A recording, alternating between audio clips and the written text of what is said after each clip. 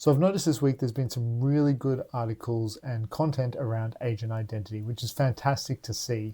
There's been some talks over at Forward CloudSec. Anthropic has also put out a piece around zero trust for agents. And what this made me realize is that the term itself is a little bit ambiguous. When one person says agent identity, they don't always mean the same thing as the next person that says agent identity.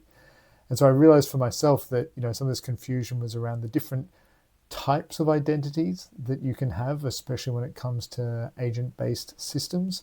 You might have an agent running on your computer, for example, Claude Code, and it implicitly gets the identity of the user because it's running in that space. And there are good things and bad things about that. The other kind of agent identity that we're seeing a lot of is that kind of long-running background task. Now, this is pretty similar to a service account or a service worker, something that we already had before, but it's a little bit more uncertain because at the core of a lot of these systems are these non-deterministic large language models. So giving them these permissions is just not as simple because you're not entirely sure what it's going to do. And the third one, which I think is where things get the most unclear, is this weird combination of the two, where you have a background agent or process that is also running on behalf of a user. There's some form of delegation there.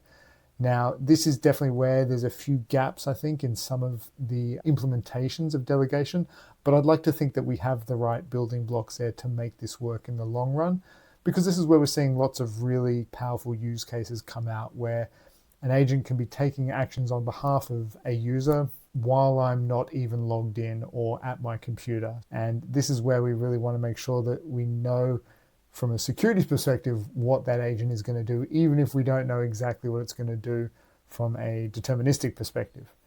So this is how I'm thinking of it. I really encourage you to divide and conquer the term agent identity, because trying to fit it all into one big bucket isn't really working out, and I don't think it's going to scale or be a solvable problem.